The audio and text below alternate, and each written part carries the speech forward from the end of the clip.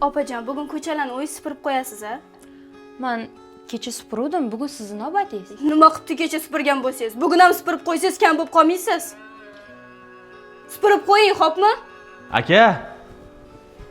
Aka! Ya tinchlikmi? Hozir. Tinchlik emas, aka, tinchlik emas. Kecha bolamni urishibsiz. Hozir mana ayollarni janjali.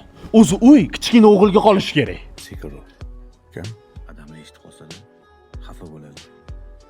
Jiyanimni ursam, yaxshi bo'lsin deb urishaman. Endi xotinlarga qo'yuvlarni. Bizi jigarimiz-ku. Chiqib ketish kerak bo'lsa, chiqib ketaman. Voy, opajon. Hozir ular urushib ketishadi. Men hozir. To'xtang Sadoqat. Erkaklanishga aralashmay qo'y qoling. Hozir ozgina ishlarim o'xshamay turibdi.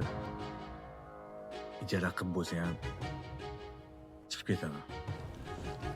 Aka, o'tgan safar ham shu gap berdingiz. Bo'lmadi. Har doim mana shu Nima gap, tinchlikmi? Qani, bu yoqqa kelinglar-chi. ada. Akamni ko'rmaysizmi? Qani, bu yoqqa chiqchi. Yaxshimisiz-da? Nimani kelisha olmayapsizlar? Axir men sizlarga bunaqa tarbiya bermagandim-ku. Xullas, aka, bilaman.